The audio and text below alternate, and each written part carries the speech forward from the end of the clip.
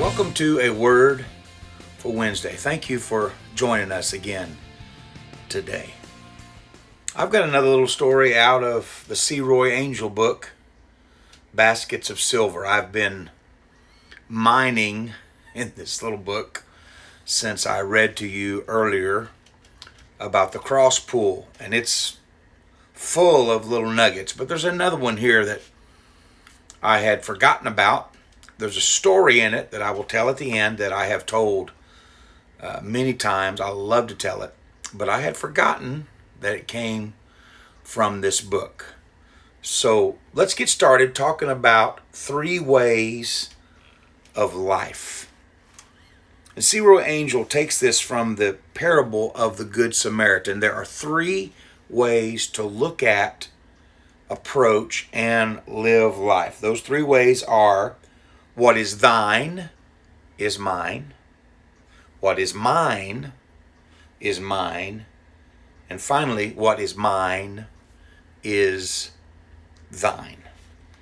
And he demonstrates for us how we see these 3 ways of life very clearly manifested in the parable of the Good Samaritan. There's these thieves and robbers that at some point spy this man who is traveling, and they mark him. He's got some money. He's got some goods that we want. And their attitude is, what belongs to you belongs to me, if I can get it. What is thine is mine. They looked at each other, he says, with a knowing glance, an understanding smile passing between these thieves, which is meant to say, what he has, we will take before he gets to the end of his journey. There's a perilous place down here that's easy to rob people, and we are going to wait for him. C. Roy Angel goes on to tell about that's really the root of all war. It's the root of all sin, selfishness. What's yours should be mine. No one would ever steal if they weren't selfish.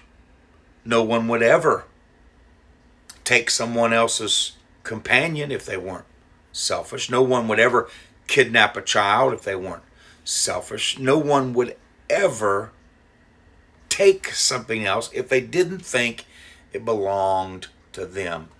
And unfortunately, we are in a mass wave of that in our society. That person is rich. They owe me. But there's no reason for them to owe you. They made that money, they invested, they worked hard, and it's theirs. It's not mine. No one owes me money. Nobody.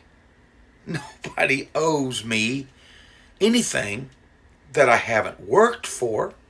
Now, if there's an agreement and I say I will work for so much, and that agreement's not followed through, then that person owes me. But just because a person has it doesn't mean it's mine. But we live in a world where that is the sentiment today. I want what you have.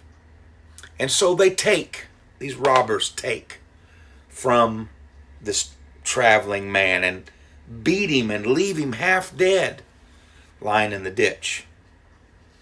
And coming by him is a priest and a Levite at 2 separate times. They see a man beaten, obviously robbed.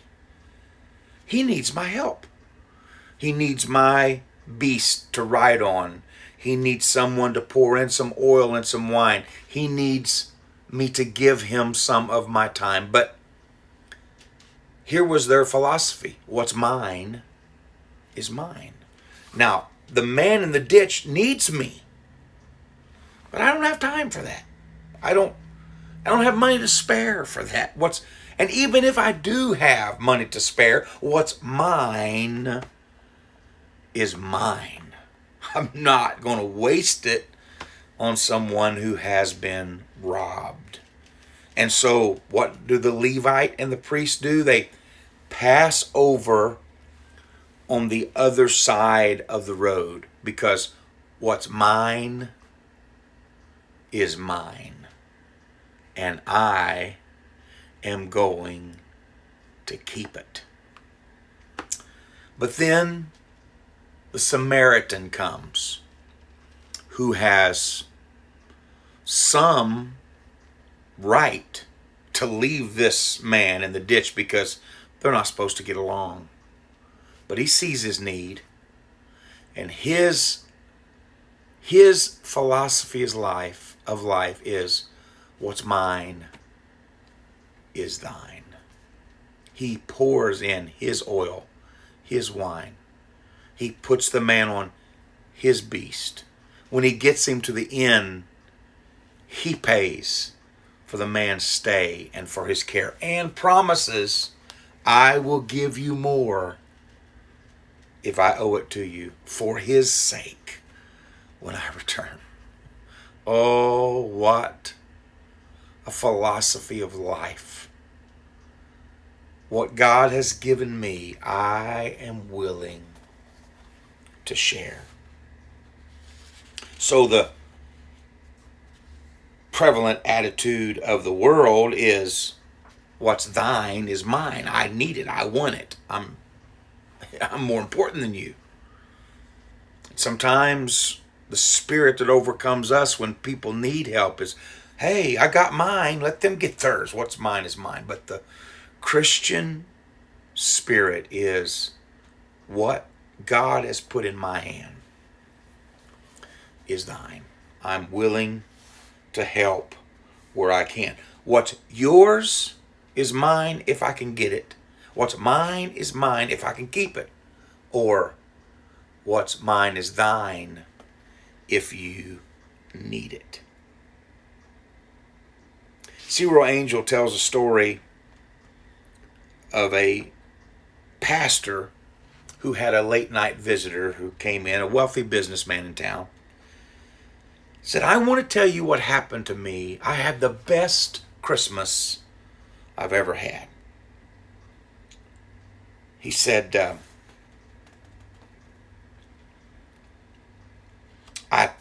my brother, this businessman's brother in a large city,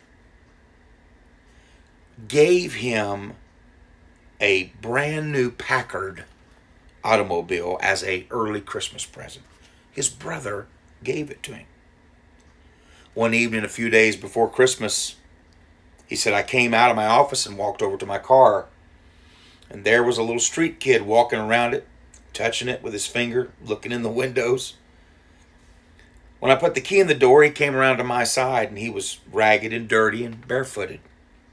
He squinted up at me and said, is this your automobile, mister? He said, yes, sure is, son. Isn't it a beauty? The little boy said, mister, what did it cost? And I told him I didn't know. He looked up at me with careful eyes, and then he spoke. Mister, you don't look like a man that would steal an automobile. Where'd you get it? With a bit of pride, I told him, my brother gave it to me for a Christmas present. You mean your brother gave it to you? It didn't cost you nothing? I said, that's right. My brother gave it to me, and it didn't cost me nothing. He dug his toes down against the sidewalk for a minute and was lost in thought, and then he began, I wish, and I knew, or at least I thought I knew, what he was going to wish. He was going to wish he had a brother like that. And I had a ready answer for him. But he didn't say that. And what he did say jarred me all the way down to my heels. The little street kid said, I wish I could be a brother like that. Oh, man, that's powerful. Oh, if you didn't get that, listen to it again. I wish I could be a brother like that. And I said, what did you say? And he repeated, I wish I could be a brother like that. And it confused me so much that I couldn't find an answer. And I blurted out, hey, don't you want to ride in my automobile? He looked at his clothes and said, no, it's pretty and clean. I'm dirty and I would mess it up. He said, son, you might be dirty on the outside, but you're mighty clean on the inside. You will do my automobile good. Get in. So he wanted to know everything on the panel and what everything did and every button. And we hadn't gone far when he said, mister, would you mind driving in front of my house? I smiled a little bit as I squeezed the big car down a half alley and half street. I thought I knew what he wanted. I thought he wanted to show his neighbors that he could ride home in a big automobile. But I had him wrong again. He pointed ahead and said, stop right there where those 2 steps are. Will you stay here till I come back? It'll be just a minute. He ran up the steps, and then I heard him coming back down the steps, but not fast. Slow, as if he was carrying a load. I seen feet come out and 2 other feet come out. And he was carrying his paralyzed little brother. He set him down on the steps. And he said to his brother, see, it's just like I told you. There she is, buddy. It's a beautiful car. And his brother give it to him. And it didn't cost him a cent. Someday, I'm going to give you one. I slowly climbed out of the car and I sat down beside them on the step. So that's the reason I said that you wanted to be a brother like that. He said, yes, sir. You see, the store windows are full of pretty things. And he's never seen them. And I try to remember them, but I can't tell him about them very well. And someday, I'm going to give him a car so he can see those things himself. I said to them both, we won't wait until then. I'm going to put you both in the car and let you see them today. And I'm going to let you pick out anything you want, and I'll buy it for you. That businessman said I put a Christmas tree up in that house and played Santa Claus for him. It was the grandest Christmas I've ever had. He learned what Jesus meant when he said it's more blessed to give than to receive. He learned to live by life's philosophy. What's mine is thine. Anytime you need it. Oh, I'd like to be a brother like that. I have been on the receiving end of much generosity in my life. And it's awful humbling to be on that end. And I am always thankful. But I love to be on the giving end of that generosity. I would love to be a brother like that. A man that lives by the philosophy. What's mine is thine. Anytime you need it. Well, that's our word for Wednesday. I hope you have enjoyed it and have gained from it. Thank you for joining us. May God bless you.